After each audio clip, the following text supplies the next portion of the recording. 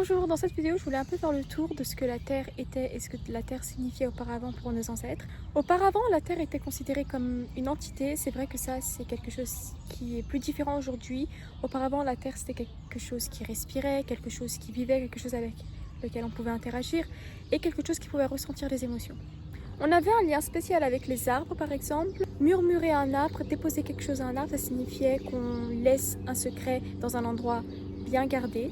Lorsqu'on dépose un objet à un arbre, ça signifiait qu'on dépose un vœu et à chaque fois que l'arbre grandissait, le vœu pouvait grandir avec. Toucher un tronc, ça pouvait signifier la stabilité, la confiance. Et l'arbre était un peu un entre-deux-mondes parce qu'il était à la fois sur terre et à la fois il s'étendait vers le ciel. Notre lien avec l'eau était aussi très spécial auparavant. Les gens, nos ancêtres parlaient avec l'eau. Et il y avait cette croyance comme quoi l'eau emportait tous nos pensées, tous nos doutes, toutes nos peurs et que ça nous allégeait. Le feu était un symbole plus intense. Le feu c'est quelque chose qui détruit. Et donc à chaque fois qu'on voulait débarrasser de certaines peurs qui nous rongeaient de l'intérieur, de certains doutes, de certaines croyances, on pouvait les écrire dans un papier et les jeter au feu.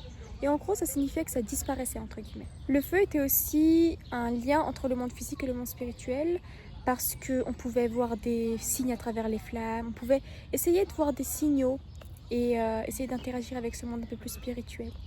À l'époque, on faisait aussi beaucoup le lien entre astronomie et terre, parce que par exemple on plantait selon le cycle de la lune, on regardait les étoiles, on avait cette habitude là de s'aider de l'astronomie, de ce qui est en haut, pour faire des choses ici sur Terre. Les animaux étaient aussi très spéciaux parce qu'il arrivait souvent qu'on associe un animal à un signe et que du coup on voit ça comme un message. Par exemple, voir un corbeau pouvait annoncer un changement. Spinoza est très connu pour dire que la nature c'est Dieu, que Dieu c'est tout ce qui est et qu'on fait partie de cette nature-là. Jean-Jacques Rousseau, lui, avait en quelque sorte alerté sur le fait que potentiellement dans le futur, l'homme va s'éloigner de la nature et il avait alerté comme quoi ça pouvait être dangereux pour l'homme en soi. Darwin, lui, disait que l'humain n'est pas séparé de la nature et qu'il fait partie de la nature.